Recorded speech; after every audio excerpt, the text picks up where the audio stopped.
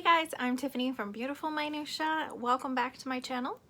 Today it is time already for the March TBR. I'm doing it a little earlier than I might normally, and that is because Chantel at An Intentional Life is hosting a readathon, and it actually begins February 26th and goes through March 4th. So some of these will be part of March's reading and some technically the last few days of February, but I really wanted to include my TBR for her reading challenge in addition to my full March TBR. Chantel has an amazing site called Hey Reader, and it has the ability for you to pick prompts to help you pick your TBR. So that's really awesome. You can go check that out. She is hosting this readathon on her website, and it's called the Hey Readerathon, which is like the perfect name for it. She hosted one of these back in the fall, and it was amazing. It was a week long, and there were 7 prompts, and I somehow read 7 books in 7 days. I pretty much got nothing else done that week, but I did read the 7 books. So this time in the week's time, there are 4 prompts, so that's going to be a lot easier for me to do. So the first prompt is a series continuation. So this is the next book in a series that you're already in the middle of. For that book, I decided to go with Everblaze, which is book 3 from Keeper of the Lost Cities. I began this series last fall and read the first 2 books and still have not gotten to the 3rd book. If you watched our middle grade recommendations video that my daughter Claire is in, you'll know she really loves this series, and she read all 8 books within a month, which is insane. These are thick books, these are not skinny books. So she keeps telling me I need to catch up so that way she can talk to me about the plot. So this is the first one that I'm going to read for that prompt. The next prompt is a book that you can read in a day. So for that one, I'm going with Wonderstruck by Brian Selznick. Now this book is pretty thick, but this book tells the story not just in words, but also in pictures. So there are whole bunches of words, but a lot of like full pictures in it. I don't think this is going to take me very long to read it all. I should be able to finish it in a day. I recently read The Invention of Hugo Cabret by the same author and enjoyed that one.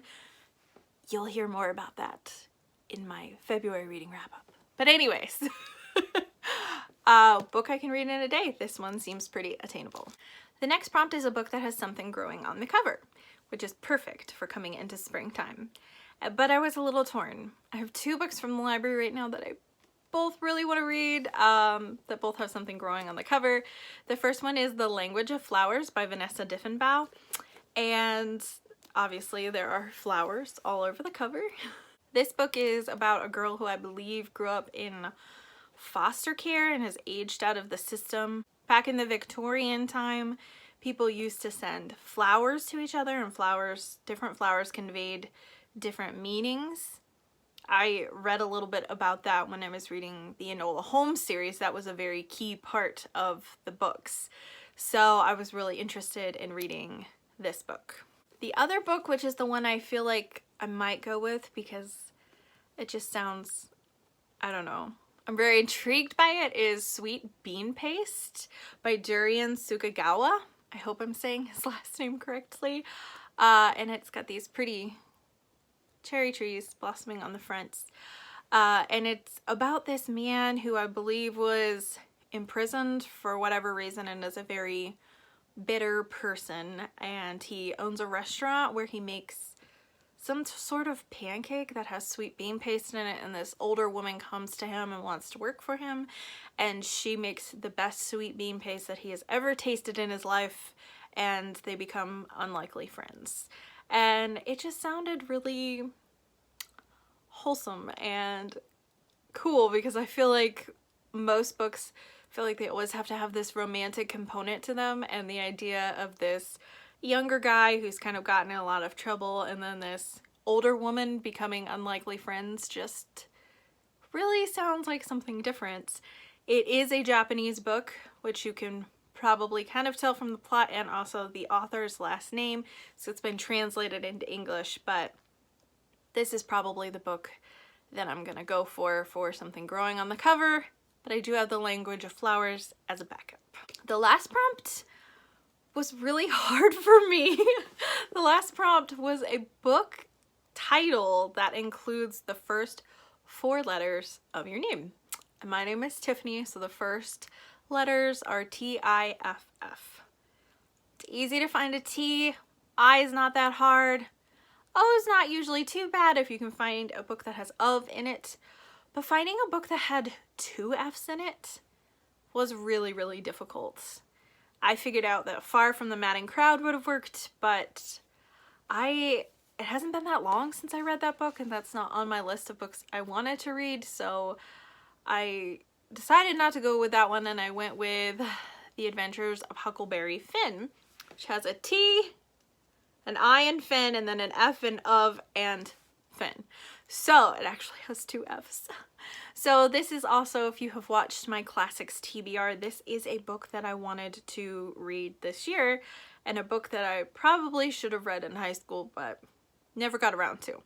So I really love Mark Twain's writing, and I really don't know a whole lot about this book other than it's like Huckleberry Finn going down the Mississippi River on a raft. That's really all I know about it. So I am looking forward to reading this one. So now we're going to get into my regular TBR for the month. March is middle grade March, so I actually have a lot of books that I'm planning to read that are middle grade books. And I'm not including them in this video because I'm making a whole separate middle grade March video, so keep your eyes peeled for that. But I did have some other books that I wanted to have on hand to read, and I don't know if I'm going to get to all of them. I don't know. I make really ambitious TBRs for myself sometimes, and then sometimes I'm in the mood to read something when I pick it, and then the whole month goes by and I was still not in the mood to read it. So these are more tentative. The books that I'm listing for the Hey Readerathon, those are ones that I am definitely going to get to. And these are like an added bonus if I get to them on top of my middle grade March selections. Okay, I'm already contradicting myself actually, because this book I'm definitely going to get to, and it's The Idiot by Fyodor Dostoevsky, also mentioned in my Classics TBR for 2021. I love Dostoevsky, like a lot. A lot of people rave about Tolstoy, and I like Tolstoy, but I really, really love Dostoevsky's writing. This book I don't own. It's from the library, so I absolutely have to get to this book this month. So this is definitely on the top of my list to read. Despite the fact that it looks like a really small book, the pages are really thin and it has almost 700 pages in it. I didn't think it was gonna be that long, so this may be one that I read for part of the month and then carries into April, but this book is for sure getting read because I have really been looking forward to it. The next book on this list is one that has been highly recommended by a lot of booktubers who like thrillers, and that is Behind Closed Doors by B.A. Paris.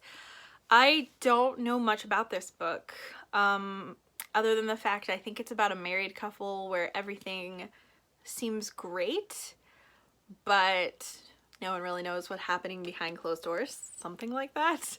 I am not going to try to look up any more information than that because I don't like to know a lot about thrillers going into them, but I have heard this is one of B.A. Paris's better books, so I'm looking forward to reading this one. The next book is a behemoth, and I don't know whether I'm going to get through it or not, and that is The Romanov Sisters by Helen Rappaport, and this is a biography about the Romanov sisters, and that is a topic that's always really interested me, so I would like to read this book. It's pretty long. Actually, it's only like about 380 pages. There's a lot of bibliography and reference stuff in the back, so not quite as long as I thought, but it feels like a heavy book, so we'll see. But I really would like to read this. It seems really interesting, and maybe if I break it down that I read a certain amount of pages per day, that'll work. This is not a book that I ordered in from another library. It's from our library, and they let you have books for like 4 weeks at a time. So hopefully I can read it. The next book is a YA that I've heard a lot about, and that's The Kiss of Deception by Mary Pearson. I don't really know much about this book, but I've heard really good things about the Remnant Chronicles, and this is the first book in that series. I think it's about a princess, but that's so vague. I really just don't know, but yeah, we'll see if I get to this one. I've not been really into YA lately. It kind of feels like a lot of YA books, at least YA like fantasy or adventure type things, a lot of them tend to feel very similar, and so when I read a lot of them, they all kind of run into each other, and then I'm not really interested in reading more. But this one is really recommended by a lot of people, so I wanted to give it a try. The last book that I have physically with me is Abstinent Spring by Mary Westmacott, and this is actually written by Agatha Christie. This was one of her pen names when she was writing not mysteries. So I don't really know anything about this book, but I'm kind of looking forward to spring and more springy types of books, so I put this one on my list. And the last book that I have on my March TBR, I do not have physically yet, but I just got a notification today that it's being shipped to me, so it should be here sometime in March, and that is A Vow So Bold and Deadly by Bridget Kemmerer. And this is the third book in the trilogy. I don't remember what the trilogy is actually called. I feel like it might be the Cursebreakers trilogy or something. But it began with A Curse So Dark and Lonely, which was a Beauty and the Beast retelling. The second book in this series, A Heart So Fierce and Broken, followed one of the side characters primarily, and I really loved the first book. The second book was pretty good, but I wished that it had spent more time with more of the main characters in the first book, but this third book is supposed to be the conclusion to the trilogy and tie it all together, so I'm confident we will get more time with our main protagonist from the first book than we did in book 2. So I'm really looking forward to reading that one, and when that one comes in, it will definitely get read because I get the feeling I will have no renewals on it. I have waited a really long time for this book to come in, and I requested it before the book came out because I knew that like the library was going to purchase it and whatever, so but there was already a list of requests at that point. So I get the feeling there are even more people waiting after me, so when I get it, I'm probably going to have to read it pretty quick. But the first 2 books I read in like a day each. They are really fast reads and a lot of fun to read. Okay, I just stacked these up. Ugh. And I feel like maybe I have bitten off more than I can chew, especially considering I have a whole stack of books that I also want to get to for middle grade March. Thankfully, middle grade books are really quick. I get through them in like a day. So that definitely works to my advantage. But we'll see. So I would love to hear, what are you planning on reading in March? Have you read any of the books that I'm planning to read this month? And if so, what were your thoughts? I would love to hear from you in the comments down below. Thank you so much for watching. If you like this video, please hit like and also subscribe, and I will see you again next time.